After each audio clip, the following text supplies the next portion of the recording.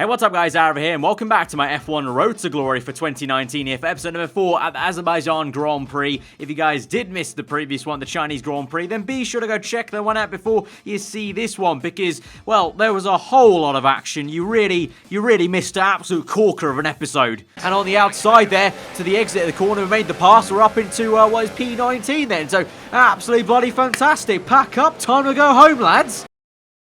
Now, obviously, a lot more happened in that episode than just that. The action went on. It was actually quite a fair bit of action at Shanghai, to be fair. But at the end, we had no solid results to show for it. No points so far. 3 races gone, and the team failed a first upgrade at the first time of asking at that last episode. It just really isn't good enough. I mean, there just hasn't been much good news to really talk about. It's all been doom and gloom so far. You know, I've really not been that positive about anything so far. Okay, we had the new parts come through from the factory. We'll get them on the car ahead of FP1. Oh my god, they finally got something right. They finally came through with no failure on the upgrade. Get in, lads! Engine power, going to be very useful around Azerbaijan. This is going to come in handy. This might be the difference between the last row and the second last row. But still, that is a row difference. This might be the difference between P19 and P18 on the grid. Are you okay? That was a big one. Confirm you're okay, please. Oh.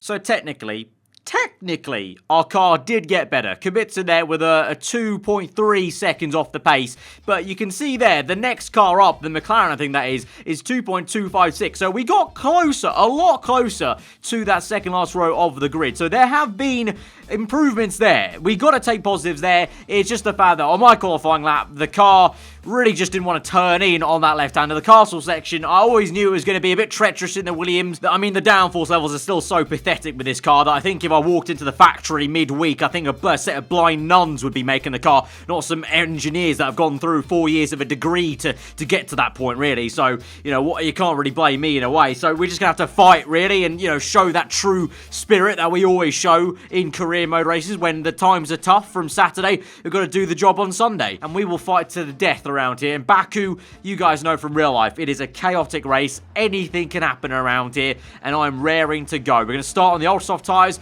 go to the super softs there, be nice aggressive at the start, fill up on a lot of fuel, and use that rocket ship of an engine we've got in the back of this thing to try and make some overtakes. Slipstream's going to be quite important, and I'm feeling, you know what, I'm feeling confident. You know, forget what happened on Saturday. I am feeling confident. Let's do this thing. Let's get some points.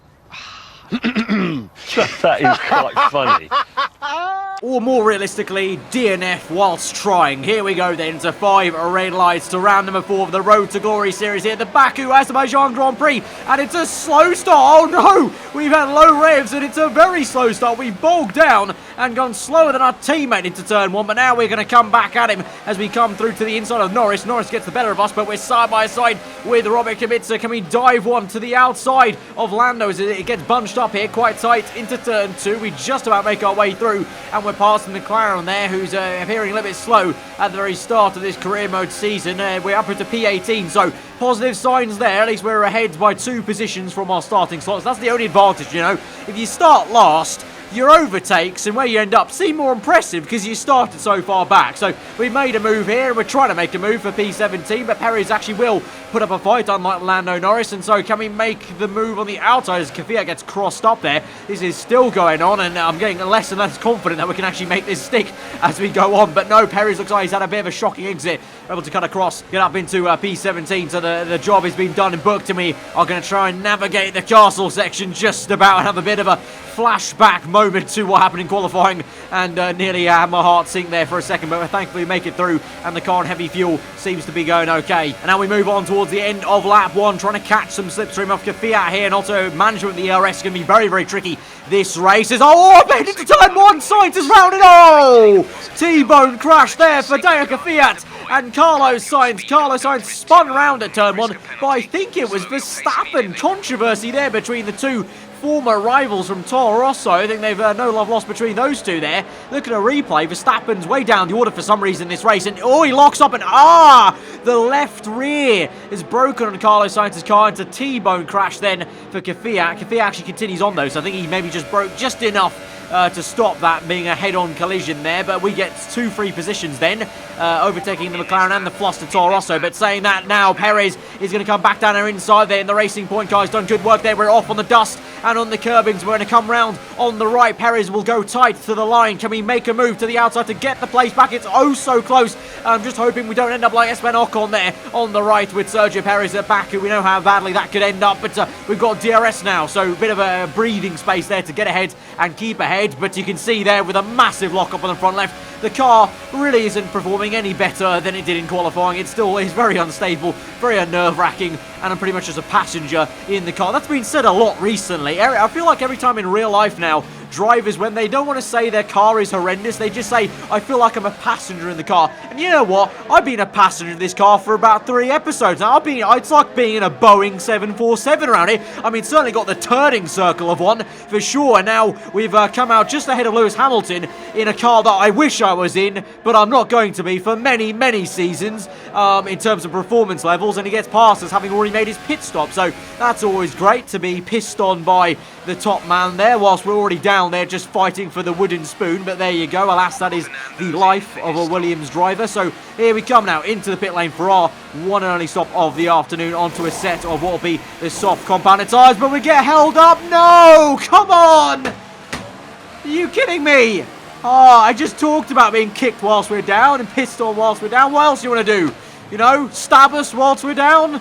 Put us in a coffin whilst we're down? We lost 2 positions there. We've somehow gained a place on Verstappen, so at least we've got that going for us. We're ahead of Max Verstappen. We're ahead of a Williams car. Get the press now. Stop the race right now. Red flag it. We're ahead of a Red Bull car. Get their articles out. This is a title for the PR articles. You know how often the Williams guys can't really say much after in their post-race reports. It's pretty much it was a tough race. We tried our best. P18 was the best. Now we can say the title, Williams beat Red Bull car at Azerbaijan. That's a brilliant title for the post-race report for the journalists out there. As we now move on to lap 9, and that beautiful racing line I took completely off the circuit because the car just doesn't have the capability of keeping to the racing line. Verstappen's been hounding us for 3 laps. We kept him at bay, but now he might just get us. It's a big, impressive dive bomb. And to be fair, GG's Verstappen. That's a fantastic move. But now you're going to feel the wrath of the absolute rocket ship of this Williams car. Look at it fly. This is the fastest a Williams car's ever looked, and we've actually made a convincing pass on a top 3 team. Literally, race control, get the red flags out, stop the race. There is no point. That is the most impressive thing you're going to see today in Azerbaijan. But now that we've made that move in the main straight, we're going to be quite vulnerable on this second straight with DRS available to Verstappen. And also on the bottom right, you can see I don't have too much ERS to play with. I need to save some for the rest of the lap, basically. So I have to go none, and that allows Verstappen to dive down the inside. But we're not giving up here. I really, really want to try and beat the Red Bull. If we can't get points, I need to fight for my pride. I need to fight for something there and give the people back at the factory something to shout about. So if we can beat a Red Bull car, that'll be absolutely amazing. I mean, I don't know why Verstappen was down the order, but there we go. We're going to make the most of it. So 3 laps to go now in this Grand Prix. Yellow flags. Oh, there's been a horrendous collision for Ricciardo in for a Racing Point car, and Verstappen has driven through the ghost cars. That is just not on, mate. I decided to drive around them because, you know what, in real life they wouldn't ghost, but no, Verstappen just abuses that and drives straight through them. He overtakes me. Norris has got me as well. We've been absolutely mugged off here by 2 positions, but again, the slipstream is so OP. Here we go, pull to the right hand side like we pull onto the overtake lane, down an English motorway, down the right hand side, overtake Norris, overtake Verstappen, cut back to the middle there. We've done our overtaking job. We'll cut back to the racing line, and we're up into P13 now it is actually. So yeah, 2 positions gain of course from this collision. It's a very weird one because Ricciardo comes in, bit too hot, slams on the right front tyre, and then I believe it's the Racing Point car that's get caught up with it. So bit of misery for Ricciardo and the Racing Point car obviously comes to our benefit. So we're only 3 positions now away from points. I know that's a lot to ask, but well, you know, let's all remain positive here. Let's remain positive. And we're actually going to have some more positive news here. This is the next lap, and Verstappen just binned into the wall, but no, Kubica, oh no!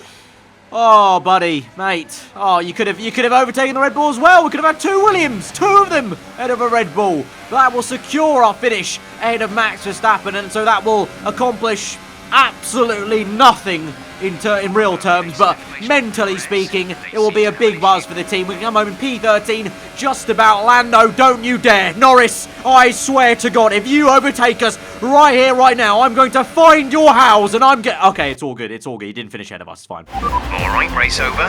Take care of the car on the way in.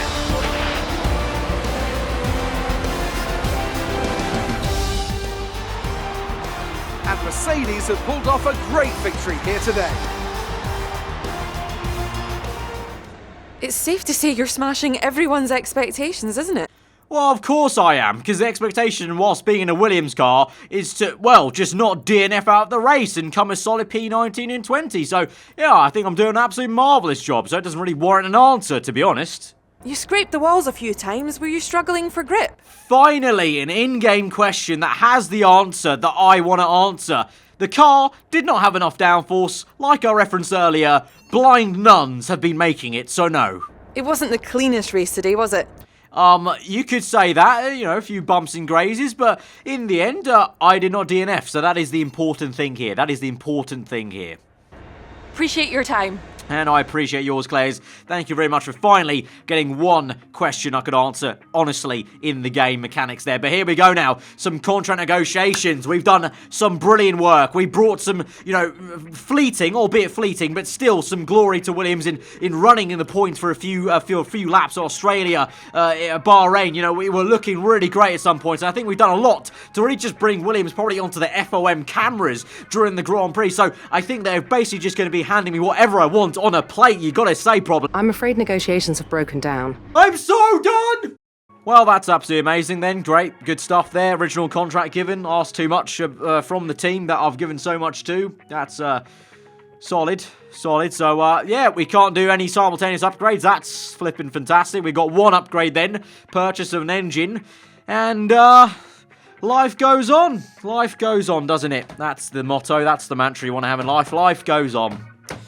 Guys, did enjoy the episode, hit that like button. Let me know what you thought in the comments below. If you're around here, do subscribe for weekly 4-on content. Oh, I need a nap.